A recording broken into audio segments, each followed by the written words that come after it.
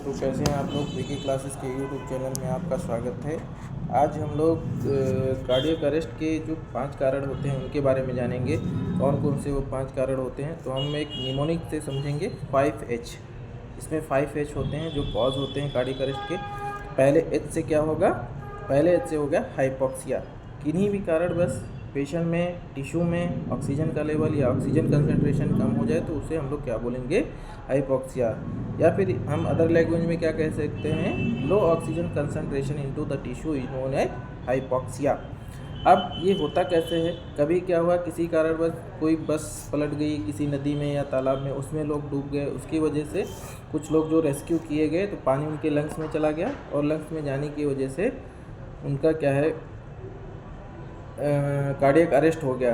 तो और दूसरा, कभी कभी हम लोग होटल या फिर घरों में कुछ खा रहे होते हैं, मेरे मुंह में कुछ चोकिंग हो गया, स्टक हो गया, इस तरीके से एक कारण ये हो गया। दूसरा, अस्थमा या COPD, जिनको लंबे समय से सांस की बीमारियां हैं, अस्थमा है, COPD है, वो लोग इन्हेलर वगैरह उस पर चल रहे हैं बहुत दिनों से, उसकी वजह से भी वैसो कॉन्स्ट्रिक्शन हो जाता है। पल्मोनरी जो वेन या आर्टरीज होती है उनका कॉन्स्ट्रिक्शन हो जाता है, उसकी वजह से उन्हें हाइपोक्सिया हो सकता है और कार्डियक अरेस्ट हो सकता है। या फिर लंबे समय से कोई भी लंग्स की डिजीज चली आ रही हो जिसमें क्या कहते हैं, उनको हाइपोक्सिया हो सकता है। तो इसको ट्रीट करने के लिए हम लोग क्या करेंगे, इमीडिएट ऑक्सीजन कंसंट्रेशन, उनको ऑक्सीजन एडमिनिस्ट्रेशन कराएंगे, ऑक्सीजन इन्हेलेशन कराएंगे, एयरवे पेटेंट करेंगे। अगर स्टक हो रखा है तो उसको हम लोग लेटरल पोजीशन देंगे ताकि उनके मुंह में जो भी कुछ फंसा हुआ है वो अपने आप वापस से बाहर की तरफ निकल आए। ठीक है। दूसरे एज का मतलब क्या होगा, उसे बोलते हैं हाइपोवॉल्यूमिया।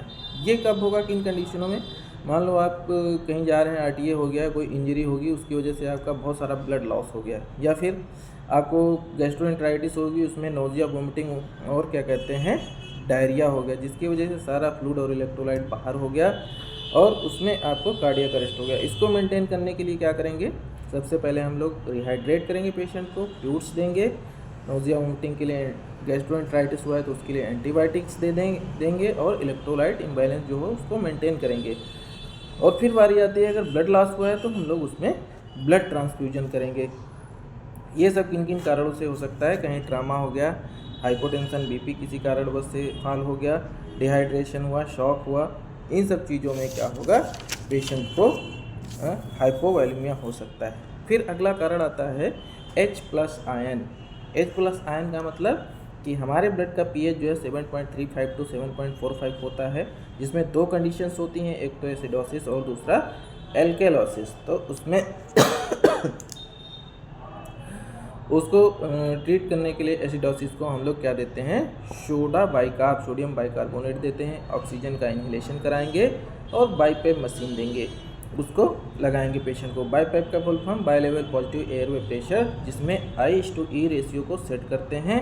I/E का फुल फॉर्म मतलब इंस्पिरेशन एक्सपिरेशन, 12-14 रखना है या फिर 14 क्या कहते हैं 12-6 रखना है या 14-8 रखना है, इस तरीके से हम उसकी सेटिंग करेंगे। देन तीसरा H जो आता है उसे हम लोग बोलते हैं हाइपरकैलिमिया। इसको आप लोग बहुत अच्छे से जानते होंगे, हम लोग इसको कई बार डिस्कस कर चुके हैं। हाइपरकैलिमिया क्या, increase potassium value is known as hyperkalemia. Normal value कितनी होती है, 3.5 to 5.1 mmol per equivalent, millimole per equivalent. ठीक है। तो इसको करेक्ट करने के लिए देखो, सोडियम कम हो या ज़्यादा, दोनों ही हमारे हार्ट के लिए बहुत ज़्यादा नुकसानदायक है। ठीक है।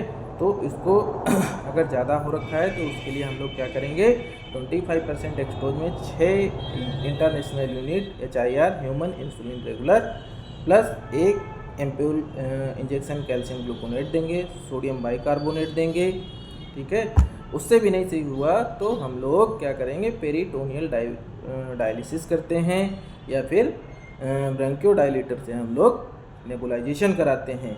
लिवोसाल्ब्यूटामॉल का क्या काम है, ये पोटेशियम को पुश बैक करेगा सेल्स में। ठीक है।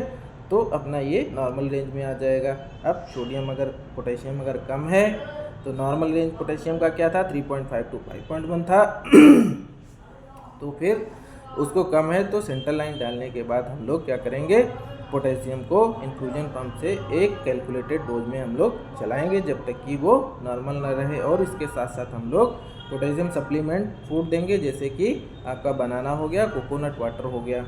ठीक है। अगला चौथा एच क्या हुआ, चौथा एच आपका, पांचवा एच हो गया आपका क्या, hypothermia, decrease body temperature is known as hypothermia. उसमें क्या होगा, मतलब बॉडी का टेम्परेचर लोअर साइड में चला जाएगा, मतलब नॉर्मल 37 डिग्री सेंटीग्रेड होता है और 98.4 या 2 डिग्री फ़ारेनहाइट होता है। अगर इससे नीचे चला जाएगा तो उसे हम लोग हाइपोथर्मिया बोलेंगे। इसको प्रोटेक्ट करने के लिए क्या करेंगे, हम लोग उनको वार्म इन्वायरमेंट देंगे और क्या कहते हैं, कपड़े अच्छे से, ड्रेसिंग पैटर्न उनको बताएंगे कि अच्छे से कपड़े पहनना है, कंबल वगैरह उड़ाएंगे। इस तरीके से हम लोग उनको टेम्परेचर मेंटेन करेंगे। तो ये थे 5 कॉजेज ऑफ कार्डियक अरेस्ट।